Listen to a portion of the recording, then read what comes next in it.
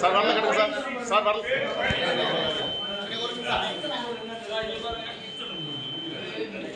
Sir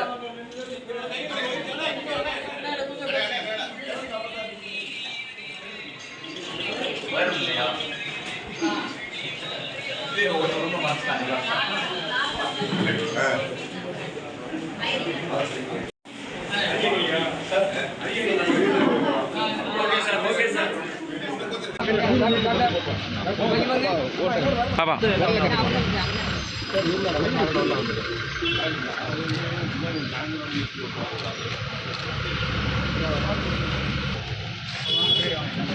அப்படி light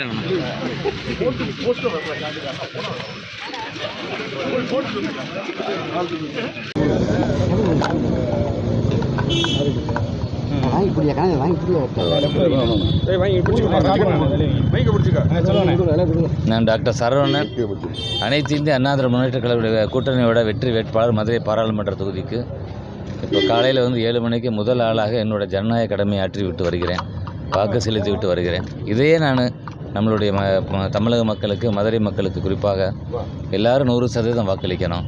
சிந்திச்சு பாருங்கள், நாடு இருக்கிற நிலையை பாருங்கள்.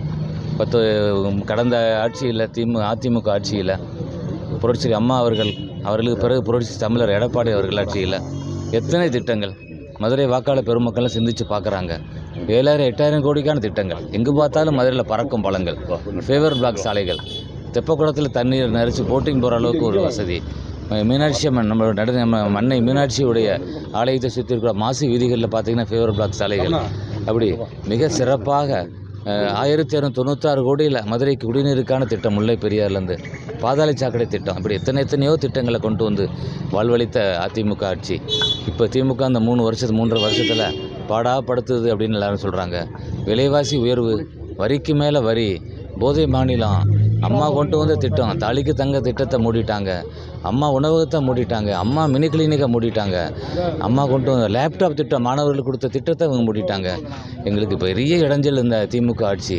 வணிகர்கள் புலம்புறாங்க, என்ன திமுக ஆட்சியில் எங்களுக்கு ஒரு இது இல்லைங்க. பத்திரப்பதிவு துறையில் பார்த்திங்கன்னா 1 சென்ட் இடத்த வாங்க முடியல எங்களால். சாமானியப்பட்ட மக்கள் கஷ்டப்பட்டு சம்பாரித்து வர்றோம், எங்களால் அந்த இடத்த வாங்க முடியல. அதற்கான எல்லாத்தையும் கூட்டிட்டாங்க, விலைகளெல்லாம் கூட்டிட்டாங்க.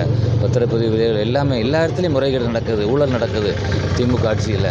அமைச்சர் ஒரு பக்கம் பேசுகிறாரு, ஆடியோ வருது, 30,000 கோடி நாங்கள் சம்பாரித்து பதுக்கிறது எப்படின்னு யோசிச்சுக்கிட்டு இருக்கோம்ன்றாங்க. அதனால் இந்த ஊழல் ஆட்சி அகலணும்.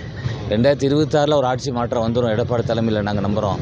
அதுக்கு அச்சாரமாக இந்த 2024 நாடாளுமன்ற தேர்தலில் ஐயா எடப்பாடியோட வெற்றி சின்ன ரெட்டையலை, புரட்சி தலைவரோட சின்ன ரெட்டையலை, புரட்சி தலைவர் அம்மாவோட சின்ன ரெட்டையலை, புரட்சி கலைஞர் விஜயகாந்த் அவருடைய இயக்கம் ஆதரவு கொடுத்துருக்க சின்ன ரெட்டையலை. இது ஜெயிக்கணும் ஐயா, தமிழ்நாட்டில் இது ஜெயிக்கணும், ரெட்டையலை ஜெயிக்கணும் ஐயான்னு எல்லாரும் அவ்வளவு ஆதங்கமாக தெரிவிக்கிறாங்க. எங்கள் விரலெல்லாம் 2வது பட்டன் ரெட்டை இலைக்கு தான் போகுதியான்னு எல்லோரும் சொல்கிறாங்க. ரெட்டை இலை மதுரையில் ஜெயிக்குது, தமிழ்நாட்டில் ஜெயிக்குது, ஒட்டுமொத்தமாக 40 தொகுதியிலையும் ஜெயிக்குதியா. நன்றி.